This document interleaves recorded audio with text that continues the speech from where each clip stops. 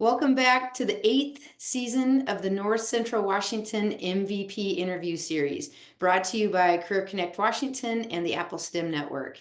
My name is Carrie Horning. I'm your host and one of the Career Connected Learning Specialists with NCESD 171. Our goal today is to introduce our community members throughout North Central Washington to one another, and a win looks like each of you leaving with a greater understanding of the work being done throughout our region. So grab your lunch, sit back, and get ready for an extra dose of professional nourishment. Today's most valuable partner is Miss Gaby Fernandez, Youth and Family Involvement Specialist for the Migrant Program, also with the NCESD 71. Thank you for being our most valuable partner today, Gaby, and welcome. Thank you very much, and thank you for the opportunity to. No problem. It's my pleasure. So let me do a quick introduction and then we will get this interview rolling. I have had the great pleasure of partnering before as work colleagues with Gaby. I can tell you she cares deeply for not only the work that she does with the NCESD 171, but also for her clients and their families. Proud equal parts Ecuadorian and Peruvian, Gaby has a passion for giving back in both her community and her church. And a fun fact, in case you ever meet up with her for lunch or dinner, our Miss Gaby does not enjoy spicy foods. Flavorful, yes, but spicy, no. So I think I'm with you there, Gaby. So, all right, are you ready to kick this off? Yeah, let's do it.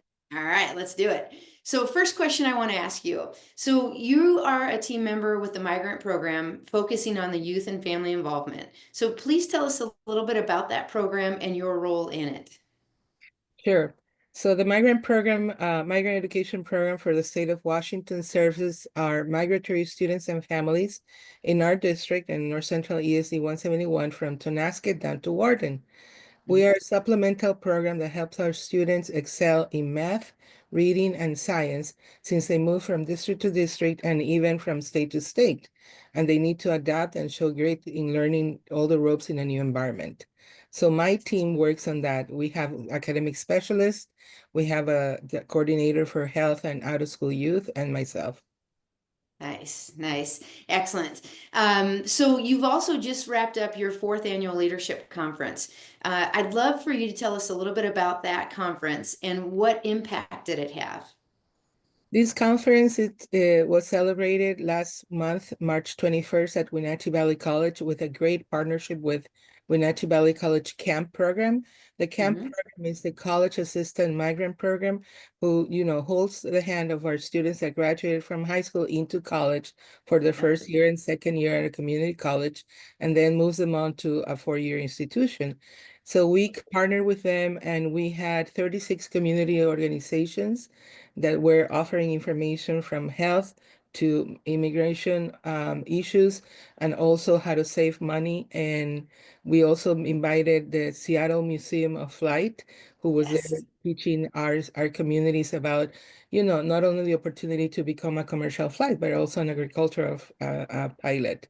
So Oh my gosh, Gabby, I want to add in here. I love that because the Museum of Flight has been such a terrific partner here in North Central Washington. And as you know, the work that I do, we are able to kind of share out the fact that those jobs actually exist here in our backyard. So I know you're more in the Wenatchee area. I'm more in the Grant County area.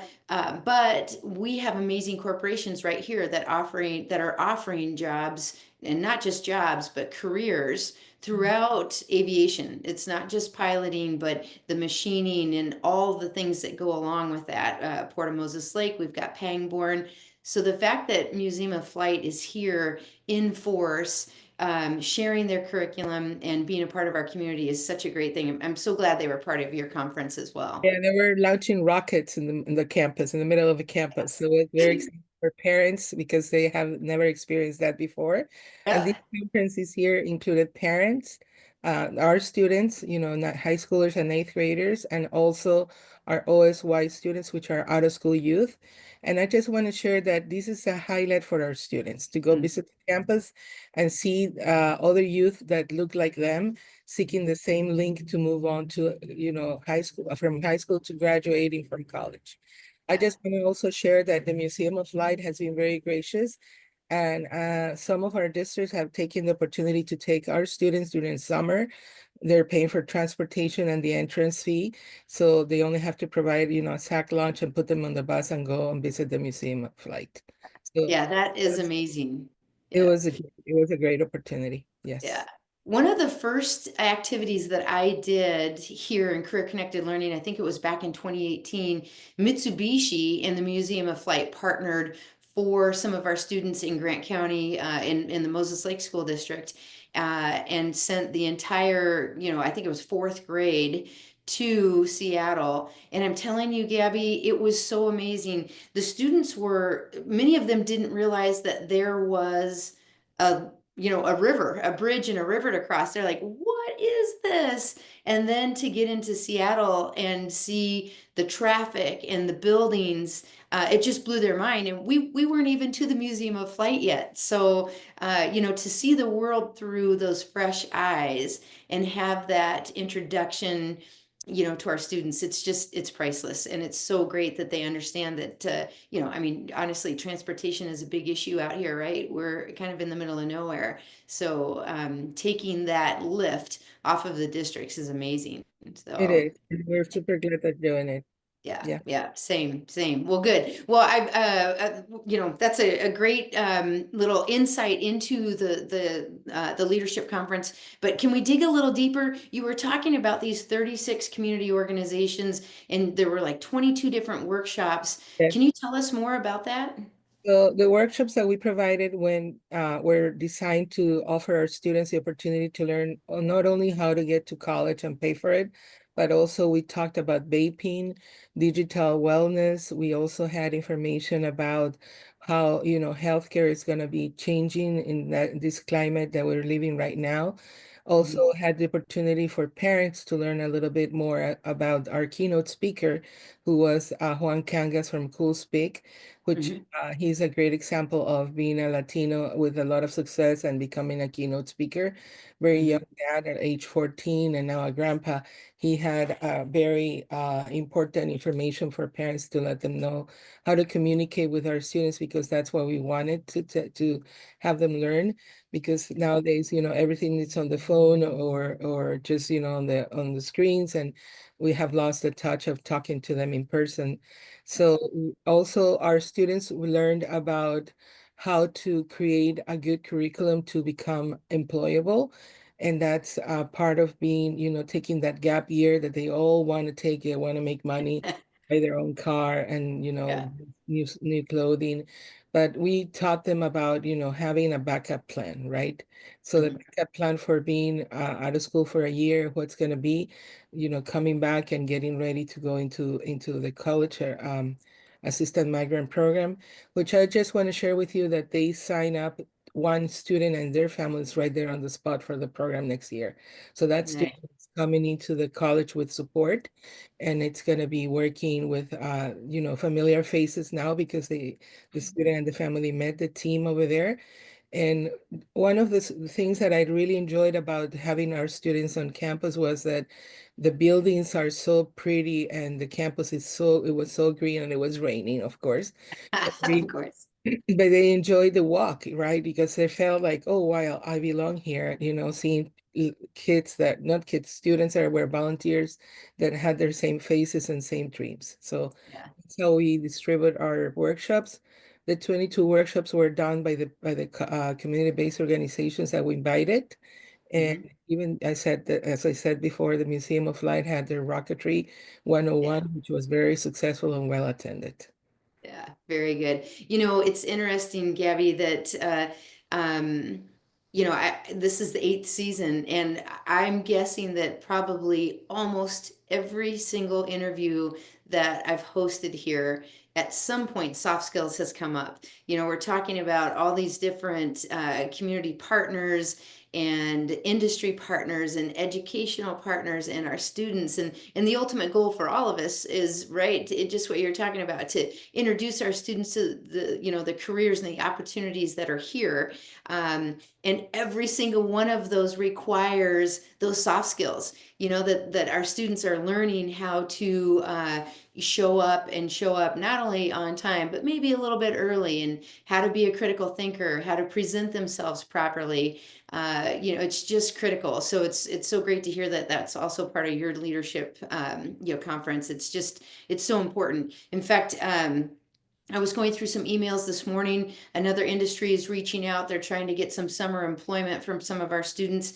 And when asked what the qualifications needed to be for some of the different positions, that company said, listen, we really just want somebody who is committed to being here, wants to learn. We can train them up. We just need to make sure that they want to be here and can be here every single day when we have them on the schedule. So it's such an interesting concept, that if you've got soft skills, you're already in the top 10%. So I love that. Yeah, I love that. Handshake, the eye contact, handshake, Mhm.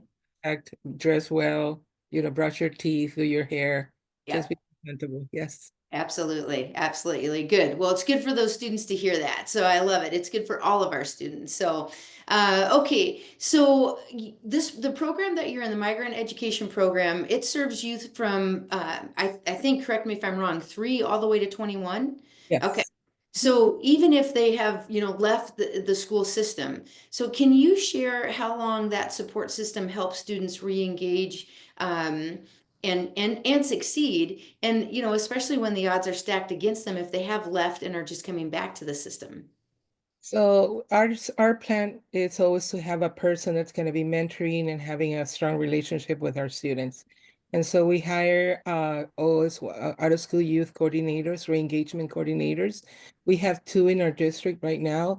One works with Moses Lake, Warden, and Ephrata, and the other one works with Wenatchee and Eastmont. So that person is always looking after the students that haven't achieved their high school diploma or GED, and offers an array of opportunities like, high school 21 and more at Wenatchee Valley College and transitional studies, the Open Doors program, also Mhm. the skill source that was present at our conference and was offering information for parents. Yeah. And the end result is always to bring them back and make them feel that they belong. Yeah. And I met with a district that's planning a celebration for migratory students that are graduating from high school, from the normal high school or the open doors or alternative high school. But the person who's organizing said, well, we also need to put inside in this list our OSY students that are coming back and achieving their high school diploma because they Yeah. need to be celebrated. Yeah. Our students mostly drop in 11th grade when they realize that they don't have enough credits to graduate. And Mm. most of them are young parents that need to provide for their babies. So, Mhm. to get a job and buy Pampers and formula and wipes and everything in between for their babies and families because they have to be responsible, right? But Right. the other thing that we also have encountered is that we have students that come from Venezuela, from Colombia, or from even Mexico, and their transcripts don't match our Mm. requirements over here, and they're required to do another year and stay for 3 more years into the high school, and this encourages them to finish strong, right? So Yeah. one of the things that we are offering also is to uh, fairly compare their credits from their countries to our requirements here for graduation. So that's one of the things that the OSY coordinator works very closely with counselors in schools so they can create and come up with a plan that the student will graduate on time and don't feel like, man, I'm 20 and my classmates are 18 and 17, right? So Yeah. that's how we do it. And we also open the opportunity for our students to continue their education. I Yeah. just, was talking with a mom that's pushing her daughter, who's an 11th grader right now, to apply for scholarships. And I said, well, the first thing that you need to do is do your taxes because we want you to get ready to have them and don't stop the process when you need to apply. And she's Right. undocumented and shared with me that, she's very scared to do it because she doesn't know if she's going to be deported. And I said, I've been doing this for many years, more than 15, and I can assure you IRS does not share any information with ICE. So just do it, don't Yeah. procrastinate, do it on time and have it ready for your student. So Yeah. yeah. Very good advice. You talk about the students seeing themselves, on campus, and coming into that feeling of, hey, I belong here. And one of the things that we've seen success with through career connected learning, and my aspect of the NCESD is Moses Lake School District, and especially Quincy School District. In fact, I think that's kind of where we started it. But often when we're doing these career panels, work-based learning days, we're now bringing in alumni from that specific school district to sit and have that conversation with the students and say, hey, I was here once too. And yeah, you know what? I left and I came back because I found out it's a lot easier to get a job, and a good job, if I've got that high school diploma or the GED, and then even, some more potentially, whether it's an AA or a skilled trade, or, going on to the 4 year. And it's really been pretty special because oftentimes in the audience, they're looking up at a family member or, some sort of a relative. And to hear the stories and to see the kids light up and engage in that it's pretty special.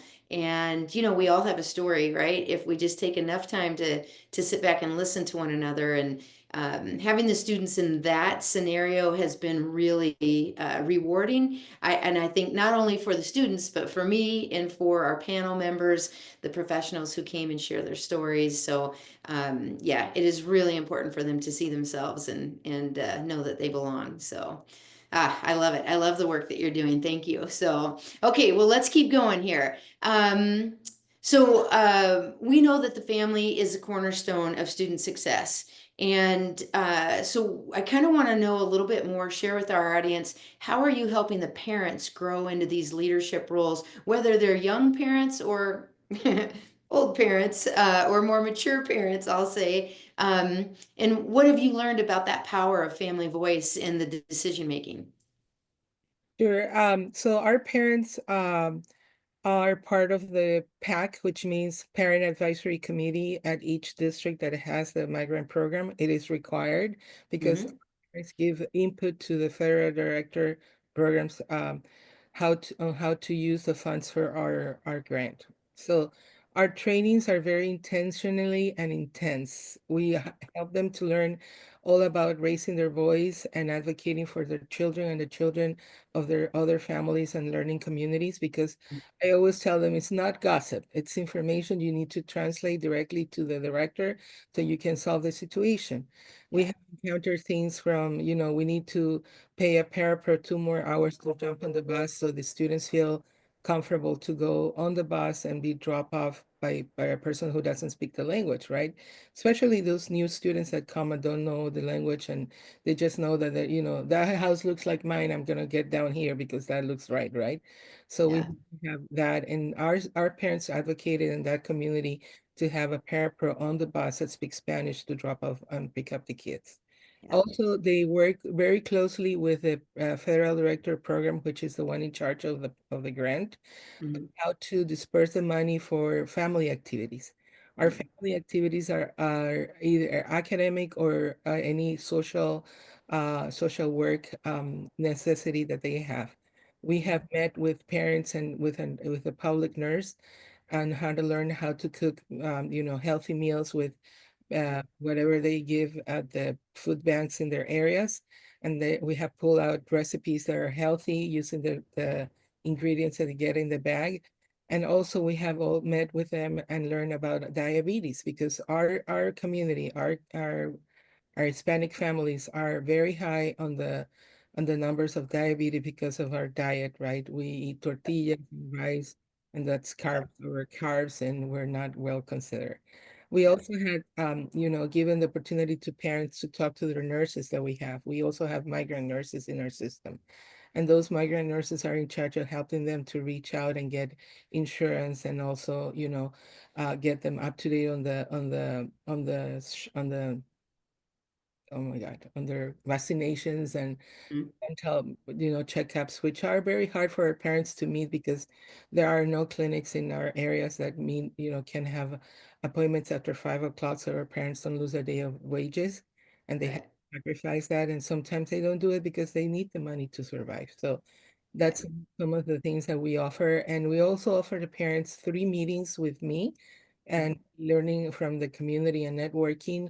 And we meet in the fall and the winter and in the spring to learn from each other and talk about the planning. Like we last met in winter and we were planning for summer school, and then our next meeting it's going to be planning for the next school year on how many meetings they want to do at large on health and mental health and trauma, and also, any other, academic nights like math or science or literacy. Yeah, yeah. Well, it's so important to have that, the confidence to have a voice to advocate. We learned that just personally as a family. And, so then I think about anyone who is in that situation with a language barrier or, anything of that sort. It's heartbreaking. It's heartbreaking because, we all want the best for our kids. So, again, thank you, yeah, for doing that work, Gabby. So I think this is kind of a perfect transition. Um, I mentioned before that this is the eighth season. We started this just around the time of COVID because we were trying to figure out how to continue the interactions and education, bridging the gaps in our communities. And I'm shocked that we're in the eighth season, but originally, and I've gotten away from it, so I'm coming back to it because it is one of my most favorite parts. Um, is there a student or a family or both and their story? You don't have to, give, names. We can, respect privacy issues. But that just continues to inspire you, that stayed with you in your heart and soul, that just really motivates you and drives you to continue to do this work. Sure. I remember you invited me to a conversation about how to pay for college for Mhm. undocumented students and documented students. And that family, that Peter family, who's very well known here in the community, still doing good, helping me and supporting me with those parents who have not done and filed their taxes for many years and help me, help them get ready and help their students to apply for their financial aid. But an update on their families that their son Jairo, who was present at our Mhm. conversation, had Yes. his first year of med school, and he Oh my gosh, that's incredible. so, Yeah. so we have there a future doctor, and he's doing amazing. He's in Yakima in the Northwest University and first year, and he posted a picture of Met Gala. Met Gala, which is prom 2.0. And I loved it because he looked amazing with his wife. And I was very proud of him. I felt like, man, we have come almost to the end of the road with him, but he's doing awesome. Then I want to share with you that I have a student, and I'm gonna say her name because she was just talking to me. Her name is Andrea Guillén Agaton, and she just got awarded the 2025 WSU Chancellor Leadership Award. Uh, yeah. Yes. She's graduating this year. She's a senior. She right now it's in Washington, D.C. with her sorority, attending a national advocacy program for political education with all the initiatives on what's going on right now. And she's one of my students, and I want to share with you that I met her in seventh grade when I was working for another program, and she was the Oh, first one to say yes to a high ropes course that we offered them in the summer. And I laugh because he's very petite and very tiny. And she decided to go mhm. up on the high ropes. And when they said, let go, and she jumped like a squirrel, like, into the ground. And I was like, oh, yes, I need to get her. I need to get her. But she was perfectly fine having everyone Yeah. support. And all these opportunities that she took during high school, attending La Cima, which is a leadership camp for Latino students, and becoming the first Latina in the Senate for Wenatchee High School, being the captain for her dance team, playing the violin for the mariachi, attending, AVID, which is an advanced class for prepping for them for college, has rippled in the fact that she's graduating with two majors, one in political Wow. education and another one on comparative ethnic studies and a minor with Latin American studies. So this girl is going places. She's very, I got her, invite her to lunch, and she's spread the word and tell me. And I also learned that when I turned 15 and I had my party and she told me, you made me have that box that said, put money here for college. I am graduating debt free, Miss Gabby. And I was like, Oh my gosh. something that, and she's a migrant student and her parents are migrant too. And her parents actually last year were part of a day of agriculture. I think it was agriculture awareness. And they gave her testimony about the migratory life that they live with her two daughters. Mm. And they were on the spot. And she was like, I coached them, and I coached them with all the skills that I have, and they did amazing. So I just want to share that with you that that's one of the things that makes me really proud this year. I love that. Thank you for sharing. And you know what? I'm also going to say, I remember that conversation on financial aid because you actually kind of really took the lead on it because it was in Spanish. And I remember the family and I remember the father saying, like, real world, I'm speaking to all of you right now who are on this call. And I don't remember the number of people who were on the call, but it was not small. It was a big Zoom conference. And he just laid it down like you've got to be there for your kids, you've got to support them, you need to show up for academics, you need to show up for homework, you need to show up for their sports. And honestly, it brought me to tears. I don't have a great grasp of the Spanish language, but I understood exactly what he was saying. And you know, that's parenting, right? That's important for all of us. That's a human thing. So yeah, Yeah. good for them. Congratulations to their son, and make sure you pass that along. That's amazing. So, good deal. Well, listen, we're kind of winding down. I've actually lost complete track of time. I'm loving the stories. So let's finish on a little bit more of a trickier note here. We all know, or many of us know, that we've got some budgeting constraints that are kind of looming on our horizon. How do you stay focused on the joy and successes? And is there anything that the community can do to help? Well, I just want to share with you that last week we met as a team, as a state team in Pasco. And one of the things that our director, national director, and state director said was that if we have the money, we want to use the money and finish strong because we love our students and we love our families. Yeah, So as you know, the migrant word has not a great connotation right now, and it's becoming an uphill battle in the state to recruit more families for our program. But mm, we're determined to finish strong, and also continue serving our families, whatever it takes. yeah, We have these beautiful stories that encourage us day by day. And also we got, in the horizon, the little ones that are coming right behind them that need also the support because yeah, we also serve three to five, right? yep, So we have been, working hard and being creative and supporting our families and districts as much as we can right now. We even had one district that decided not to do any in-person meetings so they don't put their parents at risk. So we're going back to Zoom like we did in the pandemic, but we're working very hard on offering every single detail like we were there in person with them. So that's how we're.